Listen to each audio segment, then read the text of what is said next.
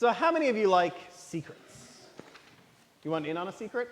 Anyone want in on a secret? Raise your hand if you want in on a secret. You want? Okay, we got a few.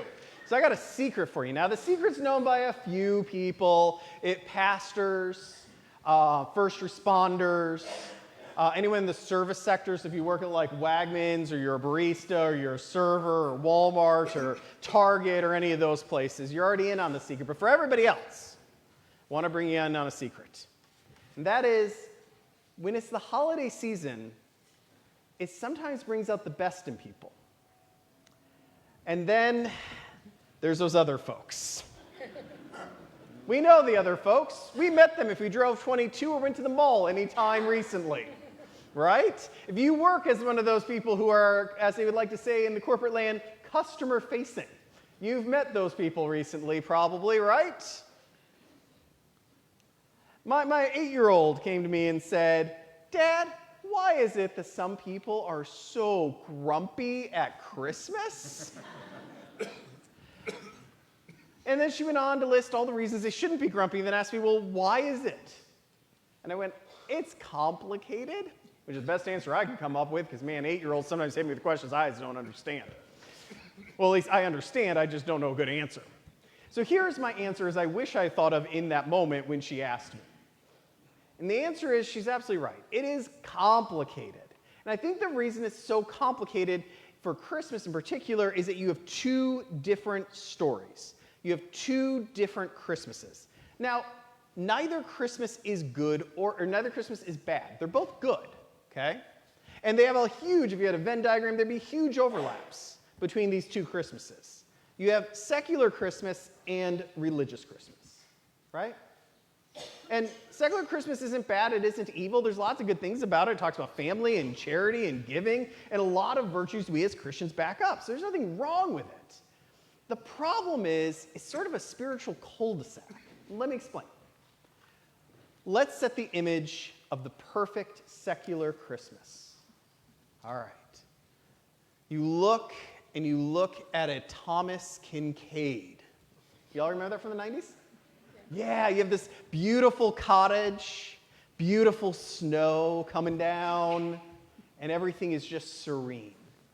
And then you walk into that Thomas Kinkade painting, you open the door, and you find a Norman Rockwell painting. Right? You got Mom in the perfectly clean house, carrying a large plate of some form of meat, be it goose or turkey or roast or whatever. Dad and the kids in perfect buttoned-up shirts, no stains, in dresses if they're girls, buttoned-up shirts if they're boys, with their fork and knife ready. Y'all know the painting I'm talking about, right? And everyone is happy and joyful and merry, but not too merry. And they are ready to go. Right? That's like the perfect secular Christmas right there. Add a little bit of snow and a Yule log burning away in the background. So I've been on this earth for like 45 years, meaning I've gone through 44 Christmases because I still got this one to tick off for number 45. And I'm going to be honest with you, I've never lived that. That has never been what any of my Christmases look like. No matter how hard my parents tried, no matter how hard I tried, it didn't work. It never did. But here's the thing. I bet you that's true for all of you too. I bet you none of you have lived that painting. Because see, there's a reason it ain't a movie, because it'd be the most boring movie ever. It'd be boring because it'd be unrealistic. Because that painting, that thing, that's not a story about people. That's an ideal that never existed and can never exist.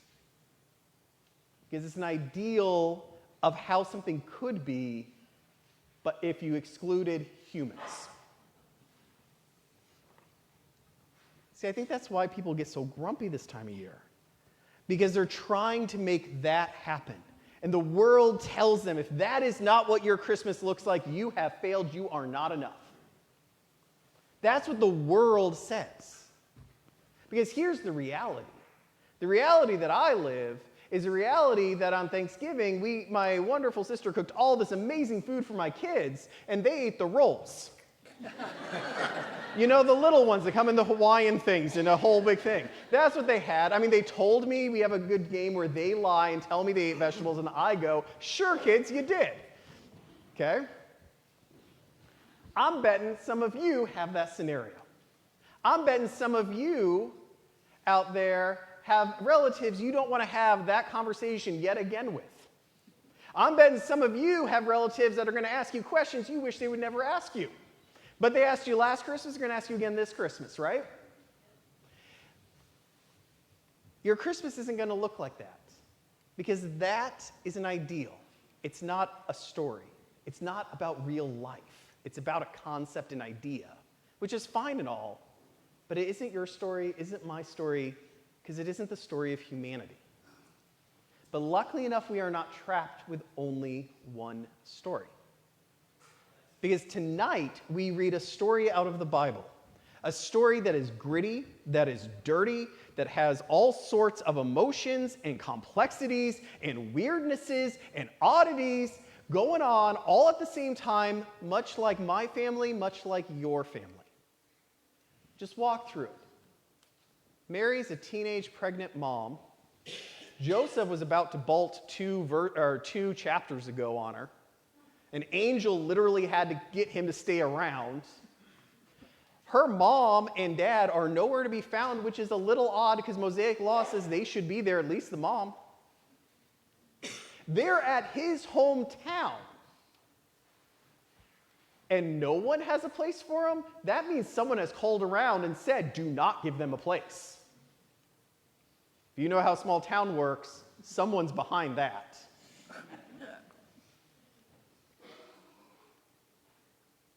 Not only will that happen, but in another chapter, they will be running for their lives, escaping to a foreign country, and living in terror both in that country and the country they left. It's a gritty, real human story. See, in this story, you can find yourself. If you're a person scared or excited because you have an upcoming member of the family coming, welcome to Jesus' family. If you're a confused teenager who's scared about what's going on, welcome to Jesus' family. If you're insecure in your relationship and you can't figure it out, nice to meet you, Joseph. If you have conflicts with your other family members, it's good to meet you, Holy Family. We meet the shepherds tonight. The shepherds are hard-working, working-class folks working on Christmas Eve. I can look around and see how many buildings are still open as we speak right now. There's a lot of good folks working really hard this Christmas Eve. A lot of first responders, a lot of police officers, a lot of firefighters, a lot of folks at Wegmans, Weis, or Walmart. They're the shepherds of the world. You're watching this later on the internet, you might be one of the shepherds of this world. And it's God who comes to you on a night like tonight.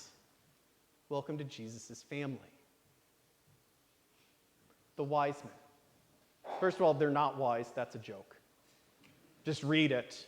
They mess up like 5 million times. But there is a cool thing about them, which is that they are people who are not Jewish. They're not Christian. We don't really know. Maybe a Zoroastrian, some people think. But what we do know about them is that they love truth.